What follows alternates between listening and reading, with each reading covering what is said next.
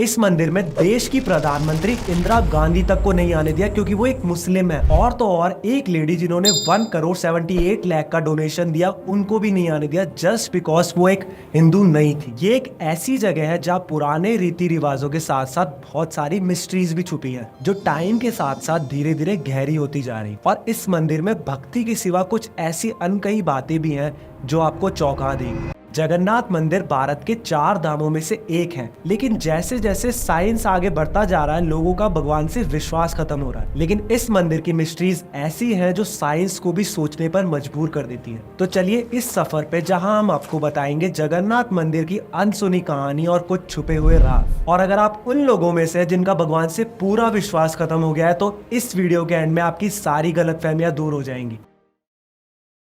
तो सारा कुछ शुरू हुआ द्वापर युग से। वहाँ भगवान कृष्ण के साथ ऐसी घटना हुई कि एक जारा नामक शिकारी ने उनके पैर पर तीर मार दिया, उनको हिरन समझकर, और उसी समय श्री कृष्ण की मृत्यु हो गई। जारा ने पूरे रीति रिवाजों के साथ उसका देह संस्कार किया। उनका शरीर तो जल गया लेकिन चिता में से एक ऐसी चीज चमक रही थी जो जारा को सोचने पे मजबूर कर रही थी। वो था श्री कृष्ण का दिल। कहते हैं कि जारा उस दिल को बाजार में बेचने निकला था, लेकिन किसी ने उस दिल को खरीदा नहीं, तो थक हार के जारा एक लकड़ी के टुकड़े पर उसे पानी में बहा देता है। और उसी के बाद अवंती के राजा इंद्रदूम्न को भगवान विष्णु के दर्शन होते हैं। वो राजा को कहते हैं तुम मुझे एक नदी में पाओगे, मुझे वहां से निकाल कर स्थापित कर दो। फिर राजा ने उनकी आज्ञा का पालन किया और नदी से वो चमकती हुई चीज अपने घर ले आए। फिर कुछ समय बाद जब राजा ने मूर्ति बनाने का सोचा, दिक्कत तो तब शुरू हुई। कोई भी मूर्तिकार मूर्ति बनाने को तैयार ही नहीं हो रहा था। फिर जाके एक मूर्ति कारीगर आया।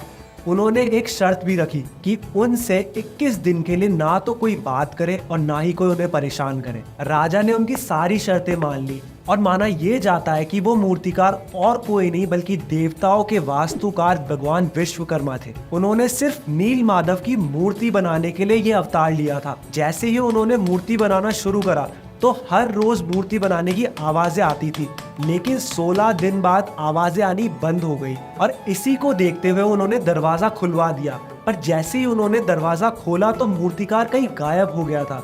थी तो वहाँ बस 3 मूर्तियाँ, एक जगन्नाथ जी की, एक बालभद्र उनके भाई और एक सुभद्रा जी उनकी बहन।